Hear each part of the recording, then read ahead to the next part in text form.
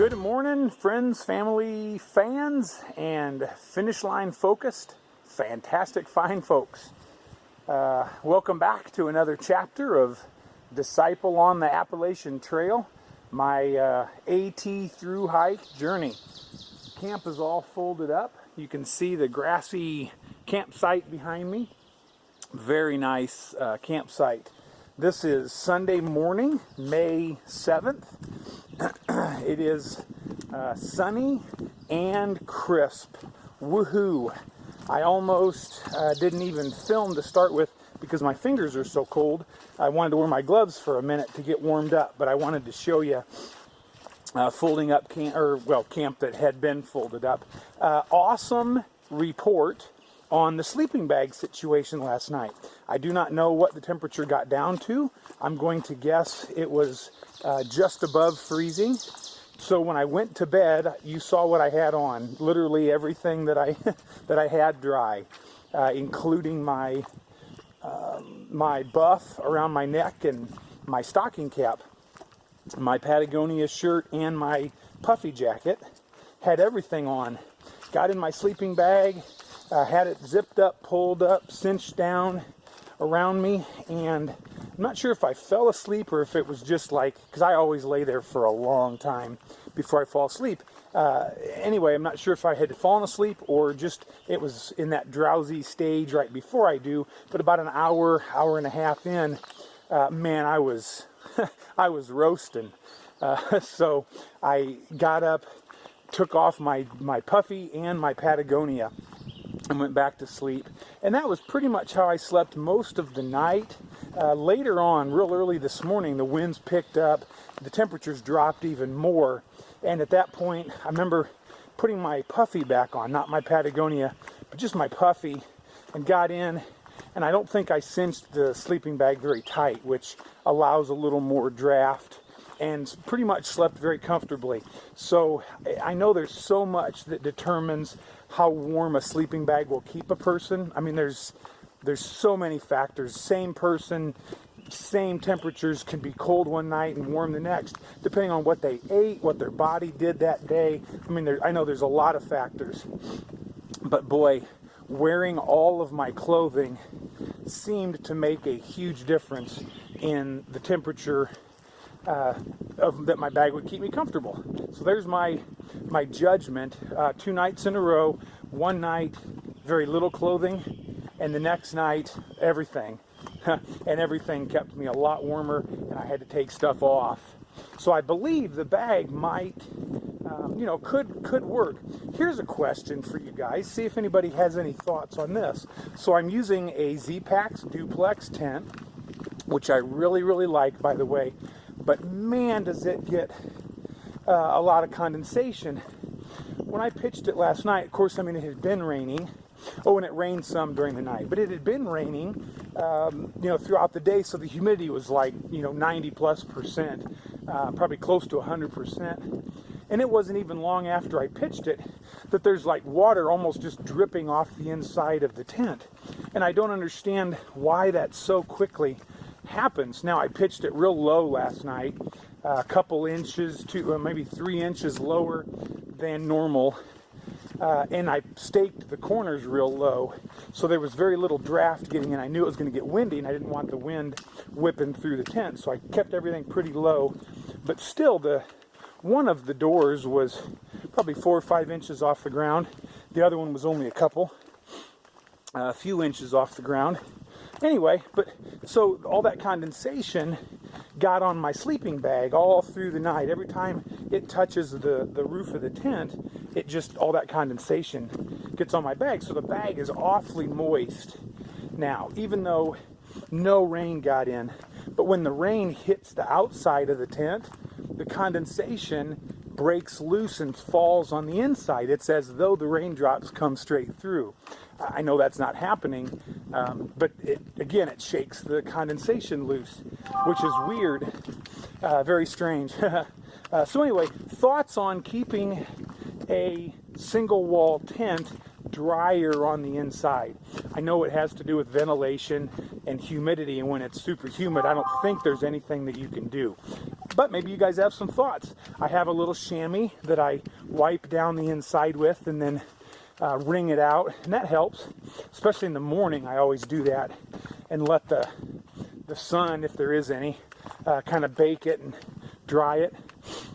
It's like 9:15 as I get started this morning, which is one of the latest mornings I've ever had. And you know what? I'm okay with that. I kind of slept in this morning. I lounged around a little bit, drank a cup of coffee, got warm. I wanted the sun to warm things up and start to dry the trail before I got going. Today I have to cross Roan Mountain. Going to get up to 6,200 feet again today. Yes, you heard me right. 6,200 feet. In a while, a couple of miles, I'll climb over 2,000 feet of elevation. It's going to be a big old climb.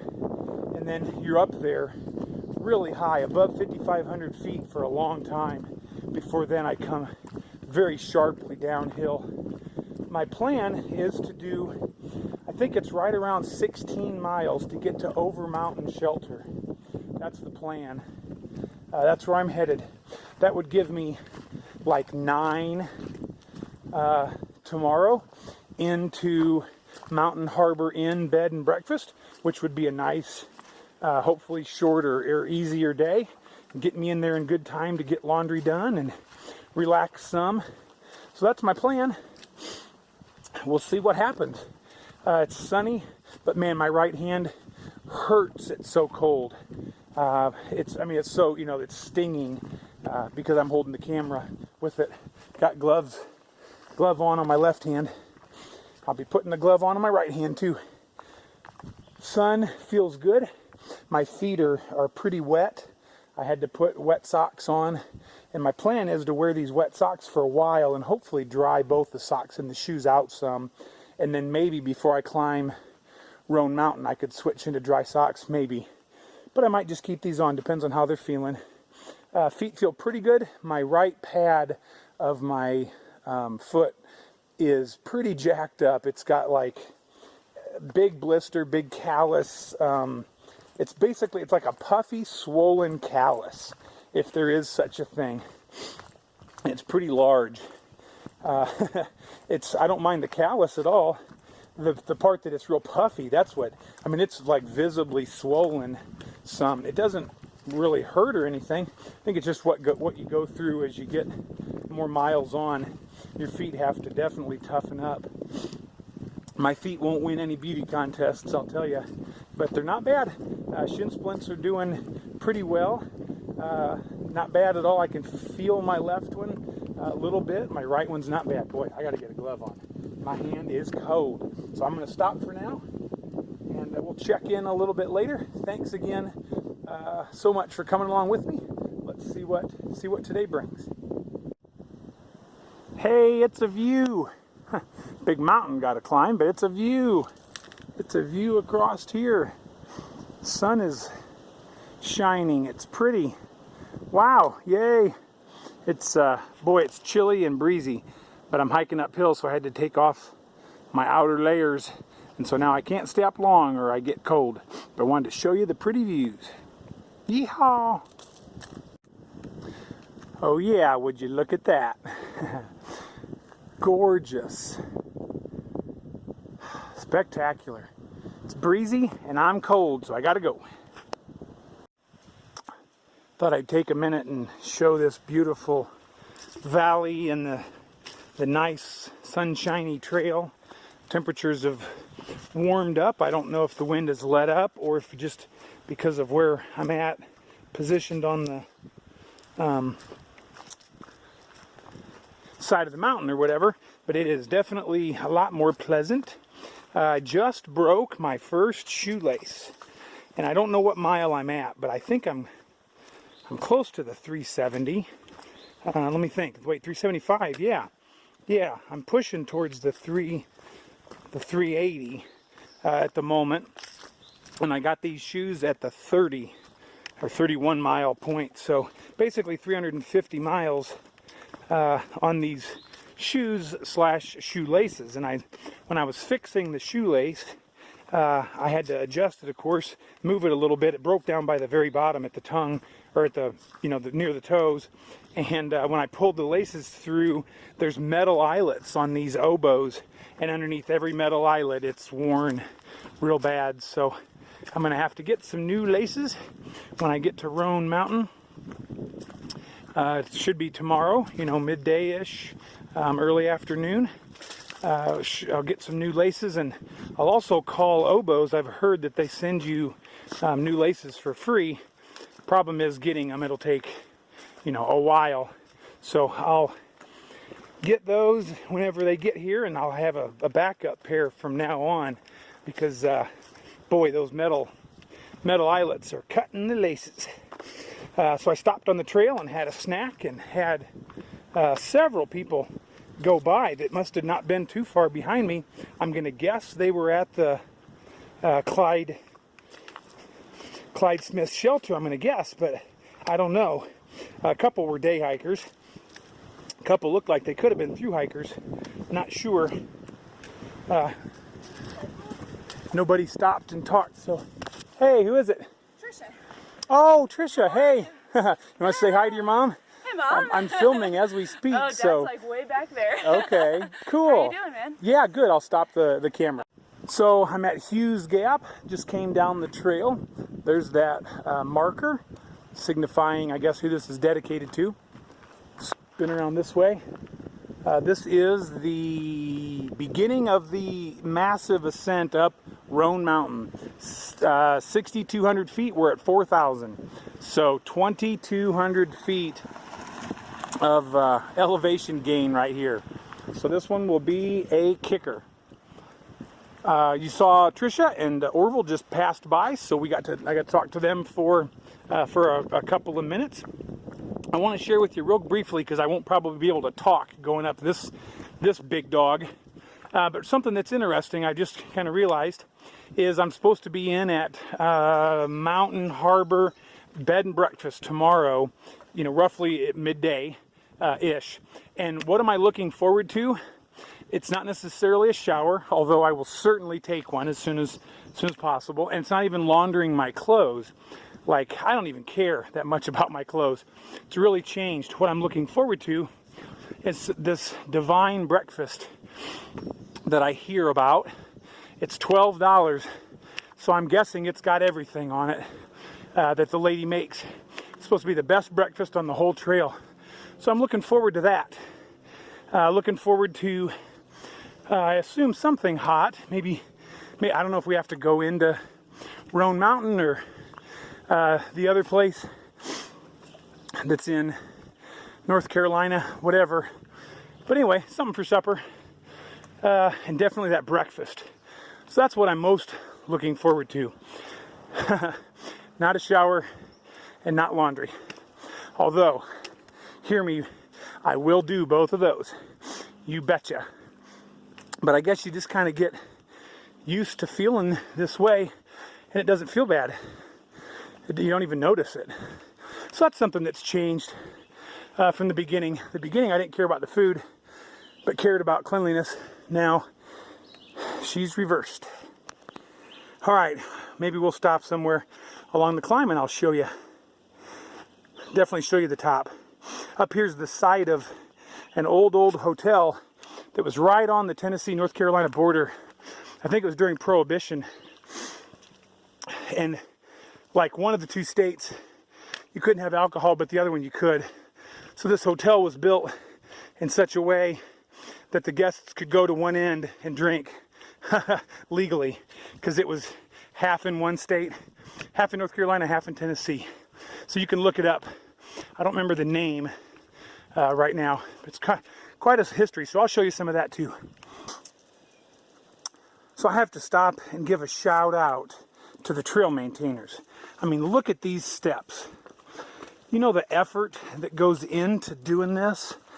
These trail maintainers are amazing. Are the trails perfect? Nope. But look at this. What they do to preserve the trail and make it, you know, easier to go up and all that. Lots of times there are multiple steps that are made of rock that are flat and level and spaced well. I mean, it's just remarkable. So I wanted to give a quick shout out to the trail maintainers. Here's a spot, yeah, where the rocks are that way. By the way, lots and lots of blowdowns from the big winds a couple days ago. Big trees and limbs all over. We're having to walk around them and up and over them and all that. I just wanted to show you the snow as I get up here higher elevations. It's sure pretty, just like yesterday. Down just a little bit, it's falling from the trees in big icy clumps and whacking us in the head and the ears. I got one kind of on the side of the head and the side of my ear, and that hurt. So it's beautiful up here, not far from the top, I don't think. And the climb, there's lots of switchbacks, and so the climb at this point hasn't been too bad. Right now it's muddy, which is a bummer because my feet were starting to try to dry up a little bit. Just met a guy named Big Country. He's southbound slackpacking today. And then just met a man from New Hampshire named Matt. And he's through hiking, headed towards home and then beyond on into Maine. Matt is 36. So he's just back behind me. Plan is to get up here and go to the shelter and get some water there. It's the highest shelter on the Appalachian Trail. Rone High Shelter, I think is what it's called. Alright, I decided to show you the snow. It's real pretty. Alright, so this is the site of the Cloudland Hotel. And you can look it up and see some of the details. I think it was back during Prohibition. And this is the North Carolina-Tennessee state line. Half was in one state and half was in the other. But look how beautiful it is with the snow on those spruce trees or cedars. It is gorgeous. Chilly up here, but it is so pretty. I'll show you the fireplace in a minute. Evidently, we'll see that on the Appalachian Trail. This is just like 50 yards off the trail. All right, there's the fireplace. Almost right smack dab in the middle of the Appalachian Trail. So there you have it, ladies and gentlemen. I know you've been sitting on the edge of your seat waiting to see this. And so finally, ta-da, there it is. I was squatted for, oh, there it goes way up. There's the chimney. Pretty cool. All right, here is Roan Mountain Shelter. I believe it's the highest shelter on the Appalachian Trail. We're really near 6,200 feet. I'm not sure this shelter exactly, but you see the snow everywhere. Climbing up here was full of roots and ice. It's kind of dangerous. But anyway, going to stop here with Trisha and Orville and get a bite to eat and hopefully some water. Got to stock up on some water. Yep, you know what? We'll walk up here, see what it looks like inside real quick. Snowing today, and I think 10 miles is far enough. This is a nice place to go home for the evening. Are there places to sit down? No. No, just sit on the floor. All right. I'm talking. Look up there. That's what we just came across and down Roan Mountain up there. And the snow. I think you can see the snow in the trees. This is, what'd you say this gap was? Carver's Gap. Carter's Gap? Carver, yep.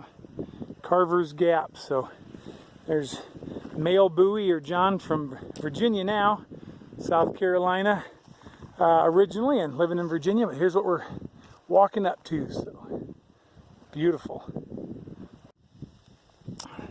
Up on this first bald out of whatever Carter Gap or Carver Gap or whatever the gap was at the base of Roan Mountain, and boy, this is some views.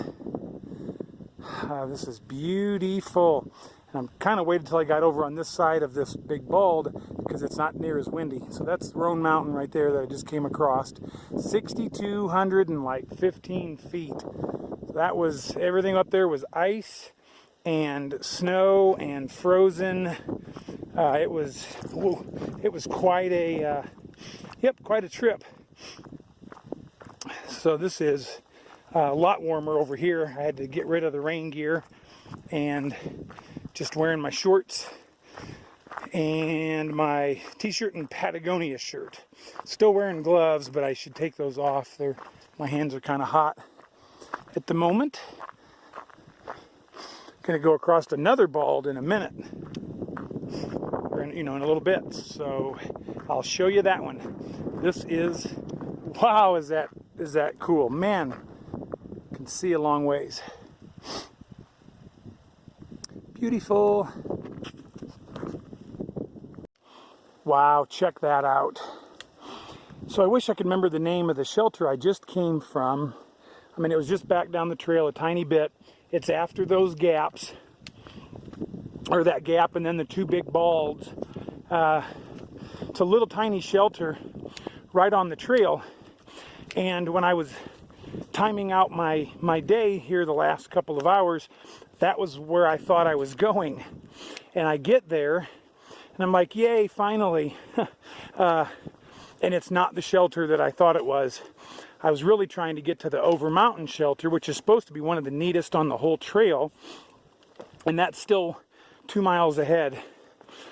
So had kind of a rough day, rough afternoon for sure. So this morning I broke my shoelace. No biggie, but it's about ready to break, and like every spot where it crosses through the eye. And then after going through that gap, I was climbing up on that bald, and I was trying to talk to Halo on the phone, and no cell service. It was very spotty, which is super frustrating for me. And I wasn't watching the best where I was going. The trail is almost sidewalk wide and full of like hard, flat stones through there. It's real like public use area kind of thing. But then it gets away from that and it gets super deep and rutted, really, really bad, full of horrible rocks and roots. It was real tricky for me, and the sun was like straight behind me, so my shadow fell on the trail, which makes it just almost impossible to see what I'm walking on. So all that to say that I'm trying to make a call and hike, and I wasn't paying attention very much. I stepped on like a rock on the side of the trail, and my foot just slowly slid down the rock, and then it fell down into the bottom of the very deeply rutted trail. And so consequently, all my weight was going the opposite direction, and I very slowly, and might I add, gracefully, fell to my side and kind of rolled over onto my back just a little bit. Of course, my backpack, once you get going with a pack on, there's not much stopping it. And it was very slow motion, definitely didn't hurt a thing. It only just took a second to get right back up and keep going. It was just more frustrating than anything. So I kept hiking for a ways and tried the phone, and I mean, I'm like giving up on that. My phone keeps getting damp, and then the case it's in doesn't work. The screen doesn't work, and that's really frustrating. So I'm struggling with a couple of those things. Struggling with the trail, having a hard time seeing, well enough to make any kind of time at all or whatever. So just a tough visual, couple of hours. And this is after climbing Roan Mountain and all the snow and ice and everything. Just kind of a difficult day or difficult session. So I stop and I make a rehydrate, like a Gatorade, along the trail. I had to get my sunglasses out because they were all spotted from earlier. But I needed them so bad for the terrain back there. So I get my sunglasses out and clean them. I make my rehydrate thing, which I look forward to in the afternoons. And when I get my pack on, I reach down, because my other bottle, I try to keep at least a half of a liter of plain water in it, at least. And I reach down and my water bottle's not there, the other one, my second water bottle. And all I could think was it fell out when I fell, and kind of rolled over on my side, out slid my second water bottle, the one that was down low or whatever. Anyway, water bottle's gone. So it was, I mean, at least maybe a mile back. I'm already kind of pushing it late to get into the, the campsite where I want to go. And so I just abandoned the water bottle. There was a guy behind me, and I waited on him, and he got there, and I asked if he had seen a smart water bottle, and he hadn't even noticed one. So oops, doggone it. It's a brand new bottle, and Irwin too. I was loving it. Flip top was nice and tight, and everything was good. But so now I've only got one bottle, which isn't the end of the world. So I stopped at a spring and got a little water in my platypus bag, and now it's in my pack on the other side. But now when I want to take a drink, I have to get my filter out and screw it on and then drink through the filter. No big deal. I'll be in that hostel tomorrow, and hopefully I can get a ride into town, whatever. I got to get shoelaces. I got to get another smart water bottle now.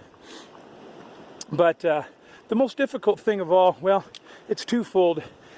Trying to, you think you've got some service, and so, I try to call home, and I want to talk to Isabel so bad and see how her dance recital went and how much fun she had, and I can't. The service has just been so spotty, and I've got two phones, Verizon and AT&T, and so it's like double the frustration trying to mess with two phones. And those of you that know me, I'm not real technologically advanced, and so it's just kind of a bummer, and I'm carrying all this battery for these phones that don't hardly ever work. And I miss my family, and I wish they were here. Sorry, I hope this doesn't sound too negative or too downer, but the reality is I've had a kind of a difficult day, difficult afternoon.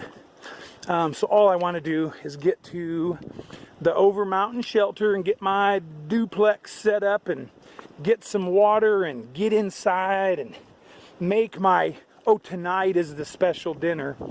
Hey, that'll cheer me up. Tonight's the special dinner, and I'll show you when I get there. It should be delicious. So all I want to do is get there. Ooh, wow. Look at the views through there. I will say that some of the views today have just been breathtaking. And that snow up on Rone Mountain was super pretty, and it was neat. I hiked through there with Trisha up to the top, and then Trisha and Orville and I hiked most of the way down together. And Trisha had only seen, that was the second time she'd ever seen snow. So that was really cool.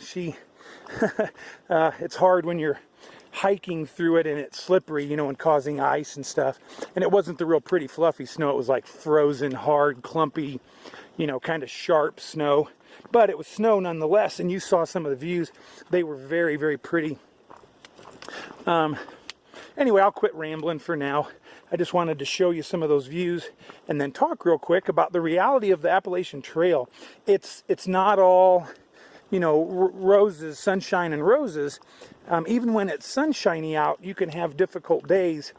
And yesterday was very rewarding because of the accomplishment of hiking that distance, 21 miles for a overweight old dude that's legally blind. That was really cool. And what an accomplishment to get warm and get my food cooked. And, it was a good day. But then I kind of lounged around this morning, and now I'm, running late this afternoon. Made very little time going across to that Roan Mountain. That was treacherous. So it was slow hiking. So anyway, now, like I said, I'm kind of running late. I won't get into this shelter until roughly 7 o'clock, which is pushing it to try to get stuff done before dark.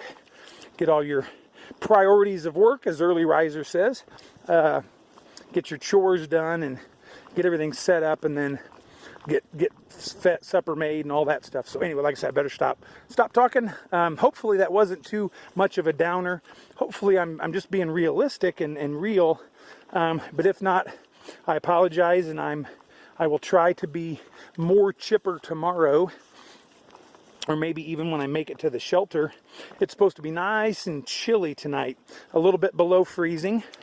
So I'll definitely sleep with my phones and my water filter down in the foot of my sleeping sleeping bag to keep those from freezing. And what happens with the phones is it sucks the battery down. But definitely looking forward to getting into the Mountain Harbor bed and breakfast and seeing what that's all about. But I don't even know how I get there. Like, I don't know if it's walking distance off the trail. There's a phone number to call, but who knows if I'll have cell phone service. So we'll see. I guess that adds to the element. I think God is teaching me to chill out and kind of let things happen, because that is not my personality. So I'll be honest, I'm fighting it tooth and nail. Thank you for the trail magic. Boy Scouts troop number 42. Yep, God is good. Give thanks to the Lord, for he is good. His love endures forever. Can I get an amen? They left some water here. Heading back to the Overmountain Shelter. And that's back here. The water, I guess, is like a ways off the trail. So thank you guys for the water. I was able to, I got a bottle, one of those little bottles that'll help me be able to have more, drinking water available tomorrow. So, yep, God is good. All right, I don't know if I go, obviously this is a very popular direction. We'll see. I got to figure out where to go. My battery's running really low, but this is the view from the Overmountain Shelter. It's one of the most famous places to stay on the whole AT. Look at how pretty. Wow. That is remarkable. There's the trail. It's about 0.2 miles off the trail. So, yeah, check out the shelter. Hi, guys.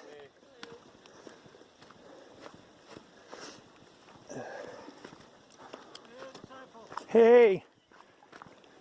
Wow. This is cool. Yeah. What a neat place. There's the shelter. So I'm going to tent. But anyway, that's, an old barn. All right, I gotta get my tent set up and get ready to cook supper, because it is getting late. What time is it? Hang on, let me look at my watch. 6:47. All right, there you have it. Battery's gonna die. I gotta go.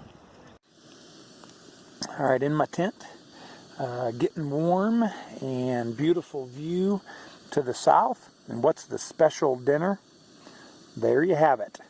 Mountain House. I tore the top off before I remembered to show you, but Mountain House chili mac with beef. That's the special treat. Heating up my water as we speak. Getting it ready to boil, and I think I've got some crackers and another peanut bar for dessert. So there's my supper, and that's what I'm sticking with.